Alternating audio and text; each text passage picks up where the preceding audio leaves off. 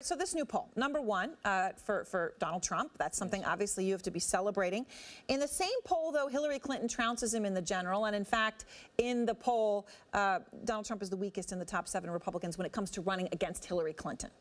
So what do you tell voters? You may want him in the primary, but how do you vote for a guy in the primary that you don't think can win the general? Look, I think most of the voters have not made up their minds about who they're going to vote for in the general election. We're not even sure Hillary Clinton is going to be the Democratic nominee. She has problems in her own party. Bernie Sanders is drawing massive rallies, much like Donald Trump is. And it is not a foregone conclusion that Hillary Clinton is going to be the nominee. But let's say this. We need to run the race that we're in. And that race right now is within the Republican nomination for President of the United States. And Donald Trump is number one. And he is number one, USA, Suffolk poll, the one, as we said, USA Today. Let me just play, though, what is giving some people heartburn about Donald Trump, okay? Sure. Here he is in his own words. We have losers. We have people that don't have it. Our country's going to hell. We don't have our best and our brightest negotiating for us. We have a bunch of losers. We have a bunch of political hacks. I would bomb the hell out of those oil fields. We're like the big, dumb bully. We have incompetent people running us. We are the big, stupid fools.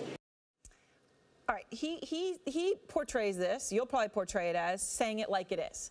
Some people say, but that's not the way a president talks. A president doesn't call people hacks and losers. So what do we want to have? We want to have a president who says nice things but gets nothing done? I mean, that's not what our country wants anymore. Our country wants someone who's going to stand up for our country, put our country first, make America great again, that they can be proud of, that isn't apologetic for the success that our country has had, that brings jobs back to our country. Why do we want a president who's a typical politician who stands up and has the opportunity to get things done but not actually do anything, but sounds really nice while doing it? So he's not going to change his tone. I mean, if you were to sit down with him as his campaign manager and say, Donald, you know, maybe you shouldn't call people losers, would use a different word. Would he listen to you? I would never recommend that to him. There's no way. See, what people see in Mr. Trump is what I see in Mr. Trump, which is a person who tells it like it is, that has built his business on a success of getting things done. We saw Mr. Trump's success in Phoenix over the weekend, where thousands upon thousands of people came out at the rally to see him in short order, to hear what he has to say. Straight talk for America. Before we go, the image today that he tweeted out, of course, his face superimposed on the flag. We've circled the bottom of the flag, those images. It turns out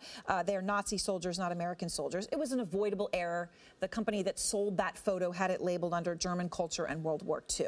How could a mistake like that have happened? So here's what happened. We asked a graphic artist to put together a rendition for us. It was vetted through an intern. She didn't recognize that, and she was fully apologetic of it. It was put out. It was a very small piece and a faded flag there, and the intern has taken full responsibility for it and will be much more careful moving forward.